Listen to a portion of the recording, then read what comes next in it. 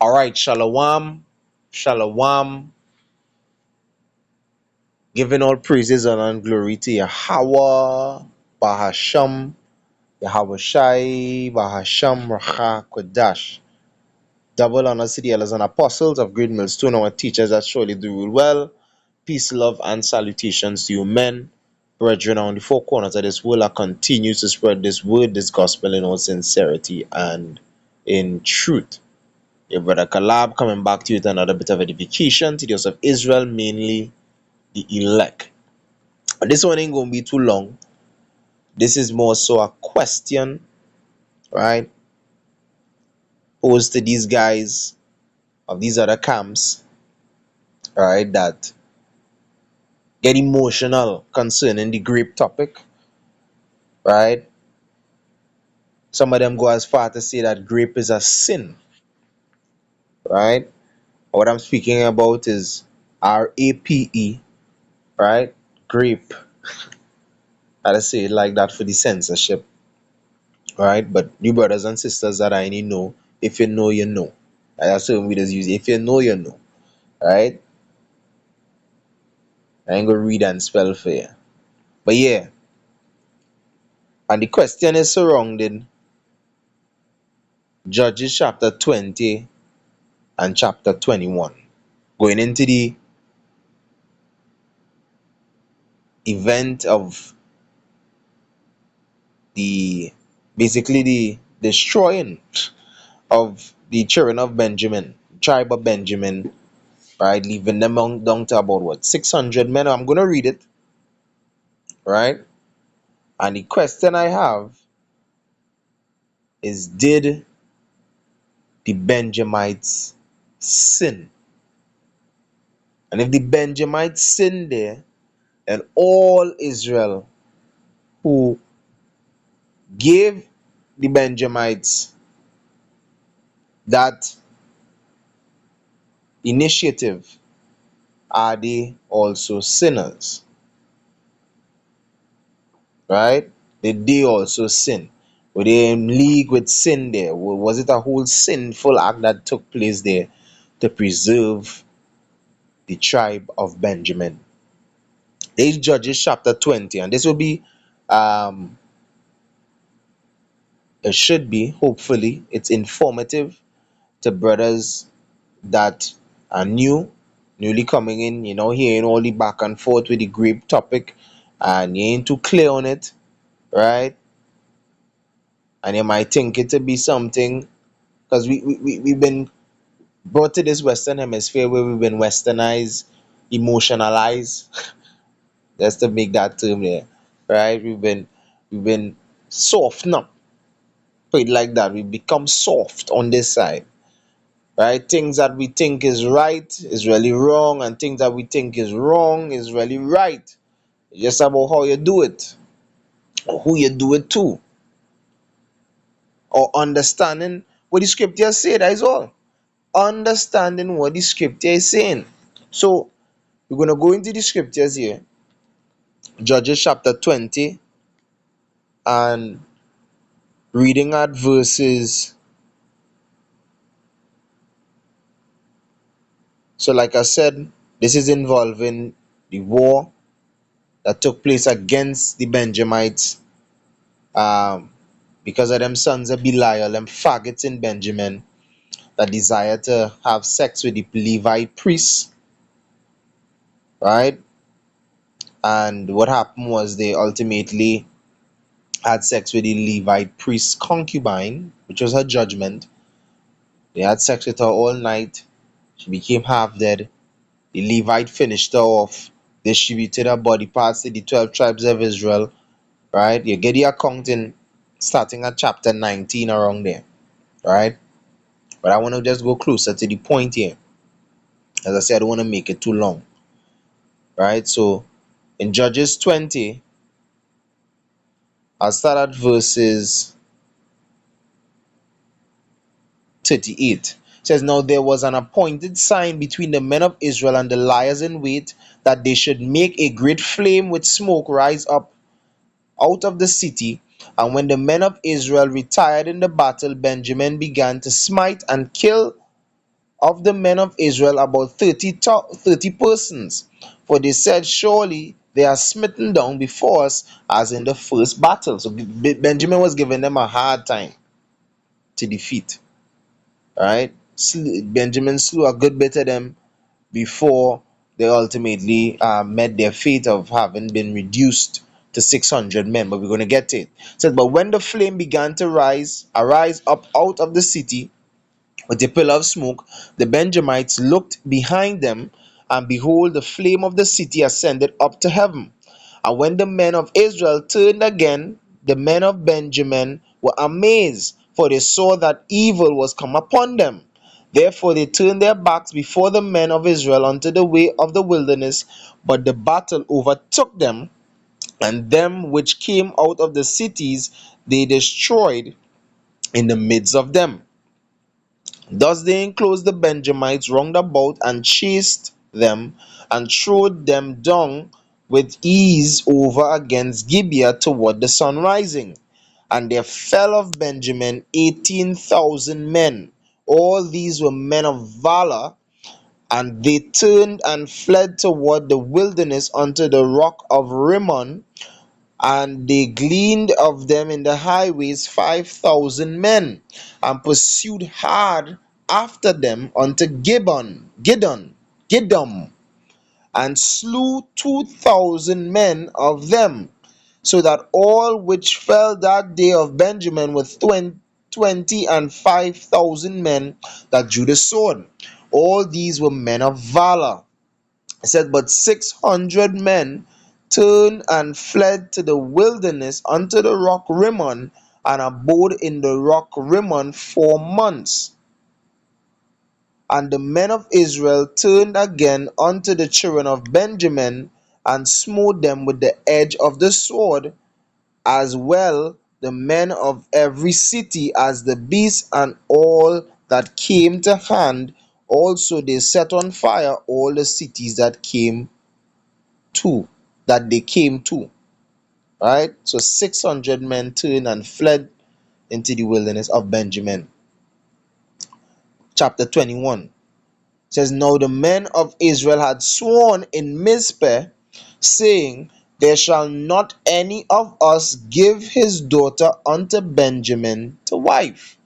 And the people came to the house of power, and abode there till even before power, and lifted up their voices, and wept sore, and said, O Lord Yahweh, power of Israel, why is this come to pass in Israel, that there should be today one tribe lacking in Israel? And it came to pass on the morrow that the people rose early, and built there an altar, and offered burnt offerings and peace offerings. And the children of Israel said, who is there among all the tribes of Israel that came not up with the congregation of the Lord? For they had made a great oath concerning him that came not up to the Lord to Mizpeh, saying, he shall surely be put to death. And the children of Israel repented them for Benjamin their brother, and said, there is one tribe cut off from Israel this day. How shall we do for wives for them that remain, seeing we have sworn by the Lord Yahweh that we will not give them of our daughters to wives? And they said, what one is there of the tribe of Israel that came not up to Mizpeh to the Lord? And behold, there came none to the camp from Jabesh Gilead to the assembly, for the people were numbered, and behold, there were none of the inhabitants of Jabesh Gilead there. And the congregation sent thither 12,000 men of the valiantest, and commanded them, saying, go and smite the inhabitants of Jabesh Gilead with the edge of the sword, with the women and the children. And this is the thing that ye shall do: ye shall utterly destroy every male and every woman that had lain by man. And they found among the inhabitants of Jabesh Gilead 400 young virgins that had known no man by lying with any male. And they brought them unto the camp to Shiloh, which is in the land of Canaan. So now let's think. This people of Jabesh Gilead, which are Israelites, right? Which would have most likely been of one of the northern kingdom tribes, like Manasseh, Reuben, or Gad, right? You can do your own research into it as well. Who was dwelling, which tribe was dwelling in Gilead, right? Jabesh Gilead. Now, um, they killed, they killed the men, they killed the women that had men, that had sex with men, and they left back the virgin. So most likely it's their daughters. So the parents dead, the virgin daughters remain. So grandparents, parents died, the virgin daughters, right, remained. It left them back. How you think they would have taken them? You think after they did such slaughter, the virgin women would have say, "Yay, we glad to come with you." No, they had to take them now by force. So when it says they brought them unto the camp to Shiloh, it was a violent taking. It was not gentle taking, right? I just one point, keep that in mind. So when they brought them to Shiloh, which is in the land of Canaan, what they did? Verse 13, and the whole congregation sent to some to speak to the children of Benjamin that were in the rock Rimmon, and to call peaceably unto them. And Benjamin came again at that time, and they gave them wives which they had saved alive of the women of Jabesh Gilead, and yet so they sufficed them not. It wasn't enough, right? Can you remember? All they got was 400 young virgins, but it's 600 of them, so like 200 more we need,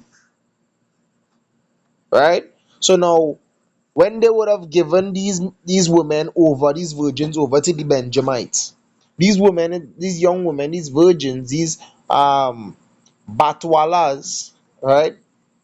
There's two terms in the Hebrew for virgin. There's Ilama, which is a young woman of marriageable age, right? Which is the Hebrew word rendered in Isaiah the 7th chapter, right?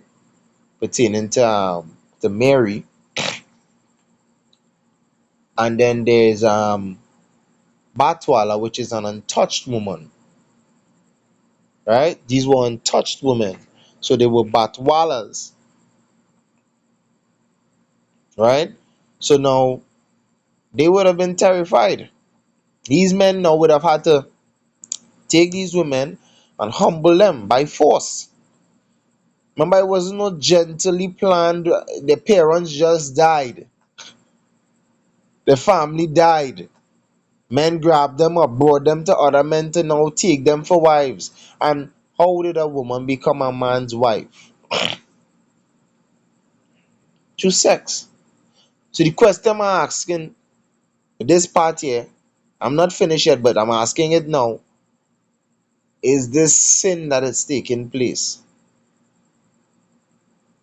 Remember, before they did what they had to do, they built an altar unto the Lord. We read about that higher up. Right? They didn't just begin to act. When they realized the predicament that they were in, pertaining to the tribes of Israel, pertaining to Benjamin precisely, they built an altar. Verse 4, and it came to pass on the morrow that the people rose early and built an altar and offered burnt offerings and peace offerings. You understand? So the Lord is the one who was ordaining all this in righteousness to be done to preserve this tribe.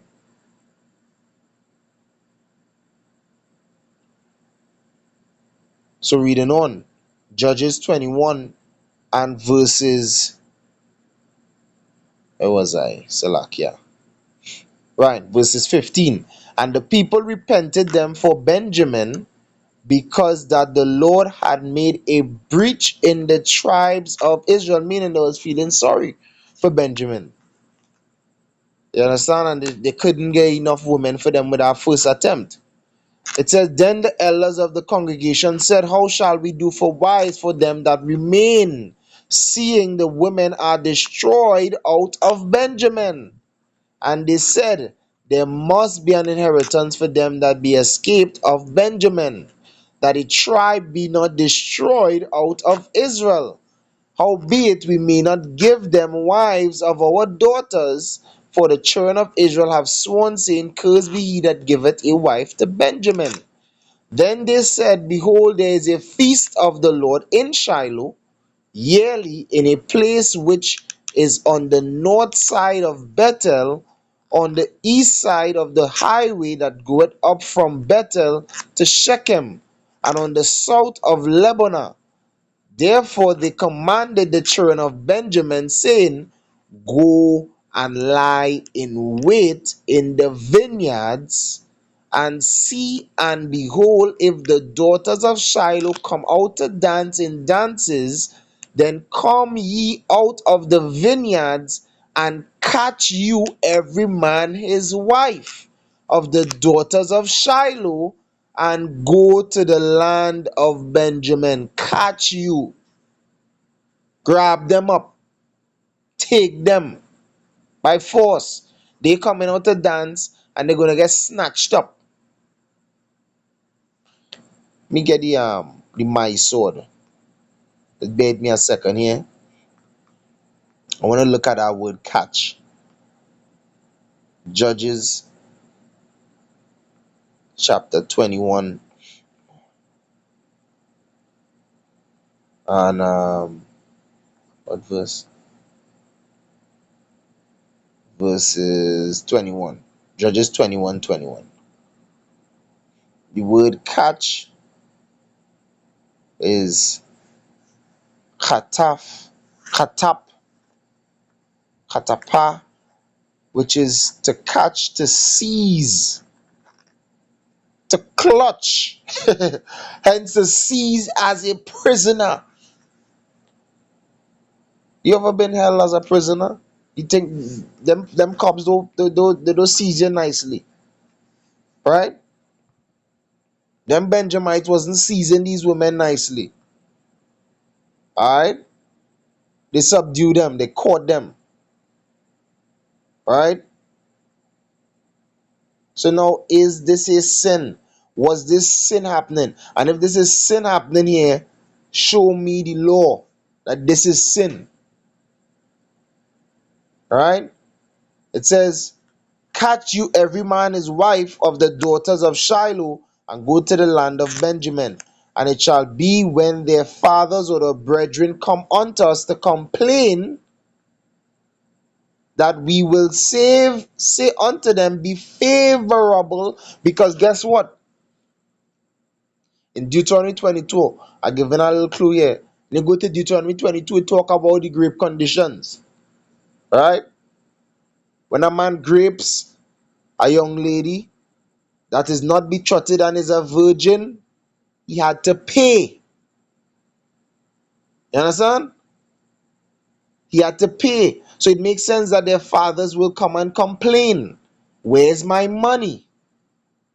Yeah, take my daughter, I'm a virgin, but where my money? And it shall be, when their fathers or their brethren come unto us to complain, that we will say unto them, be favorable. They have no money. It's a dire situation here right now. Right? 600 of them was left after the war. 400 get through, but 200 still had to get through. We had to still go and snatch, let them snatch them up. Take them by force. Was that sin? Is the question. Be favorable unto them for our sakes, because we reserve not to each man his wife in the war, for ye did not give unto them at this time, that ye should be guilty. Be guilty of what? Guilty of the oath. Remember, right?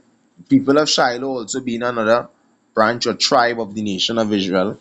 with the oath was that none of the children of Israel was to give Benjamin their daughters to marry. So they're telling them that don't worry all yourself, it's not that all ain't gonna be guilty of giving them. They took it by force. Is that a sin? I'm asking, is that a sin? Alright? So with that, I give all praises, honor, and glory to Yahweh, Bahasham, Yahweh Shai, Bahasham, Racha Kodash, double honor to the elders and apostles of Great Millstone all the time.